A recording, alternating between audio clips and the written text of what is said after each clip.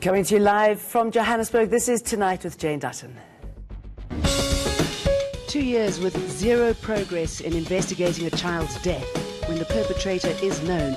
Is this police bungling or simply a lack of will to prosecute? Election day in Democratic Republic of Congo on Sunday. Can this possibly bring stability? We're live in Kinshasa. And it's that time of the year when we spend the money that we don't have. We'll try to rein you in. That's on Tonight with Jane Dutton.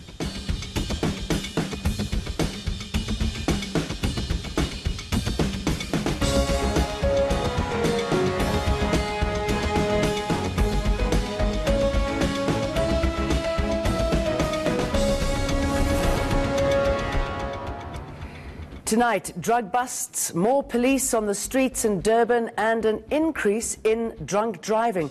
The changes in policing policy playing out on our streets right now. Has it made a difference? Are we any safer? And no closure in a child's death after a boy is thrown from a car and then reversed over. No one is held responsible. That was 2 years ago. Instead, we find cover-up, lies and false testimony, allegedly from the police and those involved, which means never exposing what happened so that there's justice and closure for the family. How do you ever move on and put your grief in a comfortable place? Are the police colluding with those responsible? But sadly, this case is not the only one, where investigations go cold, evidence destroyed, everything done to make sure that the perpetrators never face justice. Isn't the law supposed to be on our side? Haven't we moved along? We'll put those questions to the National Police Commissioner. He'll be with me in the studio, sitting on that seat over there. If you are a victim or you want to get answers about policing this festive season, you can call us. We'll also be getting an update on all of the policing around the country. And then, murder threats and extreme violence in Democratic Republic of Congo, with the opposition in the crosshairs, and hence that the old guard will still be pulling the strings after Sunday's presidential elections. There's clearly a lot at stake here, and we are live in Kinshasa to get the pulse. And then how to get more bang for your buck. We've got some ideas for you. I suspect that all of our bank accounts are full of tumbleweed and very little else. How do we get money back quickly after this festive season without having to take a loan? Those are my questions. What are yours? You can call us on 011-759-6340 or use hashtag Tonight with Jane Dutton. But first, Shahan has the news. Thanks, Jane. Appreciate it. These are our top stories. South Africa is not in the market for a rescue package. That's the word from the IMF. The head of the International Monetary Fund, Christine Lagarde, met the Reserve Bank governor today. They discussed the country's struggling economy. But Lagarde made it clear South Africa is not seeking any financial assistance. She's in the country as part of her annual tour of the continent. I can reassure you on the first point, I am not here to discuss any kind of financial support or to negotiate any kind of program, and I have not received any request to that effect. So that's crystal clear, and I hope it puts to bed some of the rumors or noises that I have seen here and there about this particular matter. No, not at all.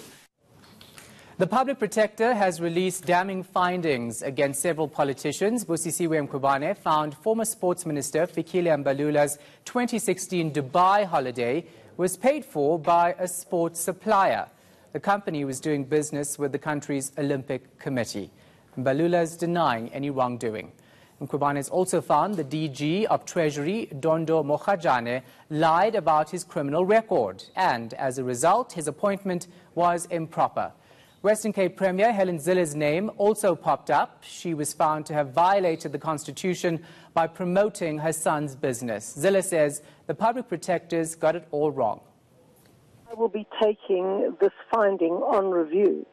There was no Western Cape Education Department project that my son got. He was a teacher in Khayelitsha, running free workshops to prepare students, his students and other disadvantaged students, for the matric exam. And he borrowed tablets, that is computer tablets, that were the property of the Western Cape Education Department to do that. The South African National Editors Forum is taking the EFF to the Equality Court. SANEF says it's concerned about a number of abusive and dangerous threats against journalists. journalists rather. It also says it's seeking to defend media freedom and protect reporters against intimidation. The EFF says it will oppose the matter. And a warrant of arrest has been issued for former Zimbabwean First Lady Grace Mugabe. It's in connection with her alleged assault of model Gabriella Engels in 2017.